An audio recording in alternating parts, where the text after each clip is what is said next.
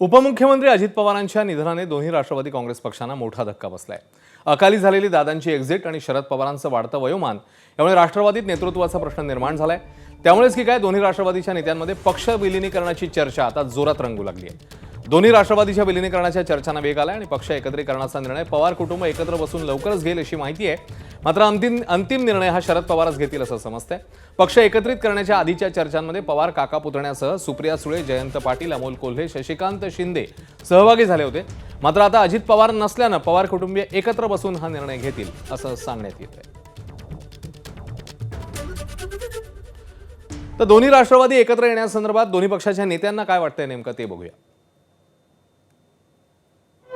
सर्व सहकारी ही चर्चा करून ठरवलं होतं की 100% आपल्याला दोन्ही पक्षाला एकत्र यायचं आहे आणि त्या पद्धतीनं त्यांनी पाऊल उचलणं चालू केले होते। सर्वांनी पुढाकार घेतला पाहिजे की अजितदादाची जी शेवटली इच्छा होती की दोन्ही पक्ष एकत्र आले पाहिजेत, त्या दृष्टीनं पावलं उचलली गेली पाहिजे असं मला वाटतं। दोन्ही राष्ट्रवादी एकत्र यावी अशी मी मागील काळातही बोललो होतो। राष्ट्रवादी काँग्रेस पक्षाच्या कार्यकर्त्याच्या हितासाठी आणि महाराष्ट्राच्या हितासाठी दोन्ही राष्ट्रवादींनी एकत्र यावे अशी माझी इच्छा आहे। गेलेल्या माणसाचा अपूर्ण स्वप्न पूर्ण करण्यासाठी काही त्याग करायचा लागला तरी करण्याची भावना ठेवून दोन्ही पक्षाच्या नेत्यांनी आता एकत्र येणं गरजेचं आहे।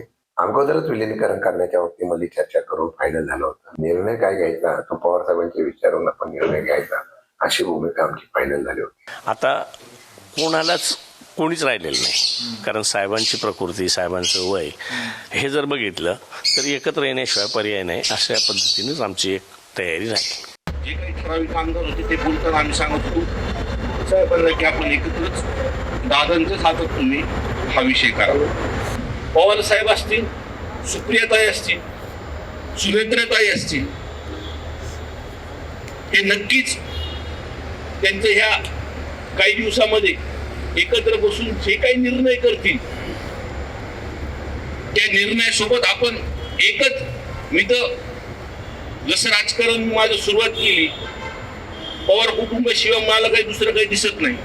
पवार साहेबांची इच्छा आहे म्हणले सगळ्यांनी बरोबर येऊन त्या ठिकाणी काम करायचंय, ते आपल्याला पुढच्या काळामध्ये होईल। राष्ट्रवादी परिवार आहे तो शेवटी एका जागेवर आला तर ताकद ही निश्चितपणानं ही वाढणार आहे आणि दादांचं जे काही स्वप्न होतं या ग्रामीण महाराष्ट्रासाठी काम करण्याचं, ते स्वप्न त्याच्याशिवाय मला वाटत नाही की ते पूर्ण होईल।